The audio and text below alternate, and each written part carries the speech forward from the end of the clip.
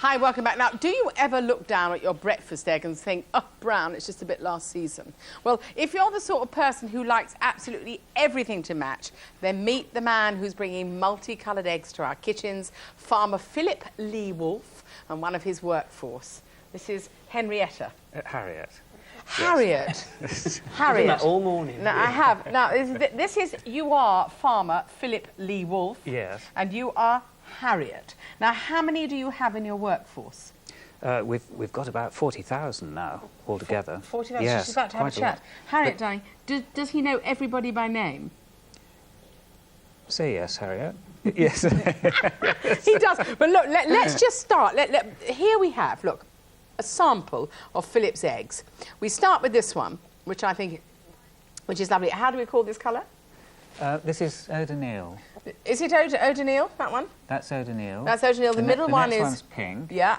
And the next one's turquoise. Turquoise. And this one... And then we've got olive, that beautiful olive. That's the nicest one. The olive is lovely. Yes. What is it? I think they're all lovely. Look at that olive. And does Harriet produce all these different colours? No, Harriet just produces one colour. She lays turquoise. Right. And then each hen lays its own colour and sticks to that colour. Now we have to be, because we're fascinated by this. We've stopped ourselves asking questions because we want to hear it for the first time.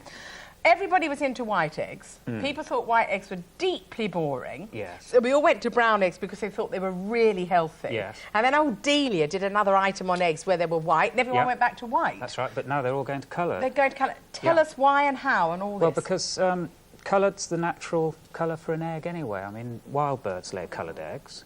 They lay blue, sort of pink, blue, so there's nothing turquoise. that you do to the hen. This is actually just purely natural. Just what happens? natural, yes. Harriet lives on a vegetarian diet. She has English corn every day, and that's all. And lots of grass and greenery, worms and so on. She is a Cotswold Legbar. Yes. Legbar because she has... Has this barring on her legs. You can't really see her because she's nestled Well, in the barring is the black edging to the feathers. See, she's actually got barring all over her. But, so, where did you find her? I mean, has she lived in England forever? No. A lot of people don't realise that the first coloured egg-laying birds came to England, to the Cotswolds in 1929. And they were brought over by a chap called Clarence Elliott. We want to see Clarence, please. There he is. And where did they originate from? From Chile.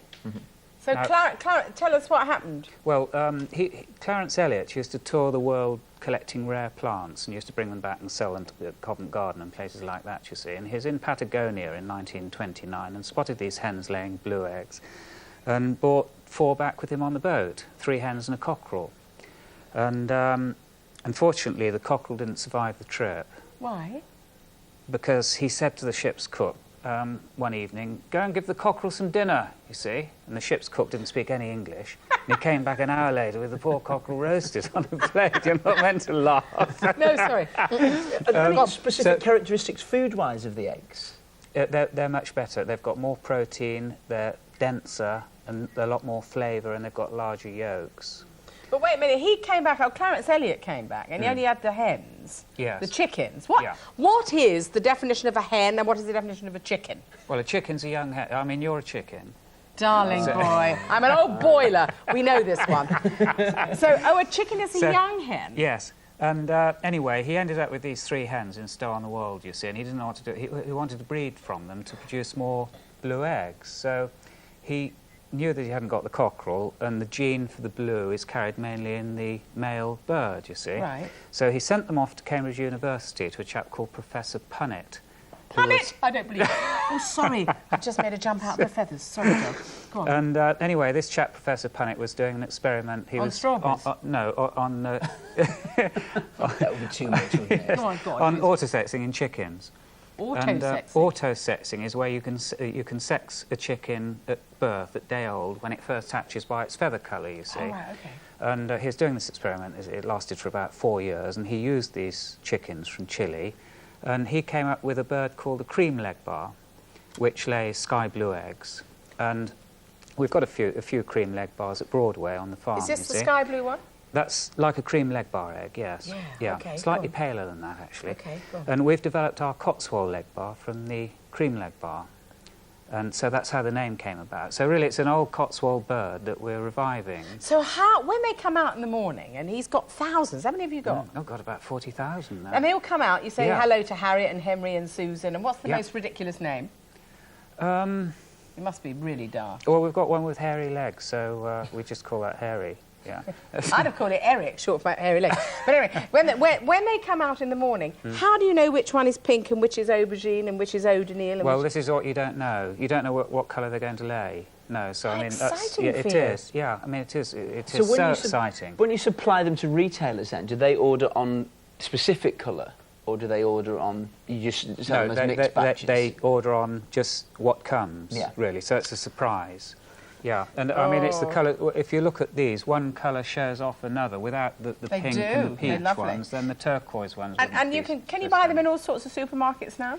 Yes, Tesco, Sainsbury, and Waitrose, and then they're in all the best shops in central London. We have to stop, but I just want you to tell them that you're developing a colour now. Which is the latest one you're developing? Well, our next egg's a really special egg. It's going to be ready just after Easter, Go on. and it's called Mabel Pearman's Burford Brown, and that is a chocolate brown egg. It's Mabel absolutely Pearman's. out of this world. Well, we're going to have some of those when you come back. Thank Yes. you very much Thank indeed. you. Say Thank thank you you. to Thank you, Harriet. the old chicken over there. Now, I know what you might be thinking. They might look pretty, but what do they taste like? So we've asked Irina Allen to try them in her pudding. Oh, I should be round this side with you, my love, rather than that side.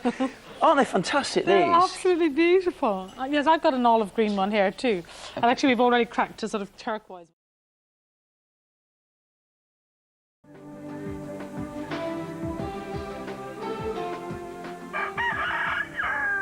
Well, they've got something of a chicken and an egg situation here in the Cotswolds, but the obvious question is, which came first? Well, that's one thing that they're pretty sure of here. She did. Meet the hen that made it from Chile to the Cotswolds some 70 years ago and started a new colourful fashion. Coloured eggs. 2 generations later, the South American chicken's descendants have revived the coloured egg craze, and thousands of blue eggs are heading out daily from the Cotswolds to supermarkets throughout the country. And this is the man they've got to thank. Saturday, January 25th, 1930. I went to a bird shop uptown to pick up part of my menagerie, i.e. 2 coops with 3 hens and a cock of a breed peculiar to Chile that laid blue eggs. They looked no breed at all. Martin Elliott is an estate agent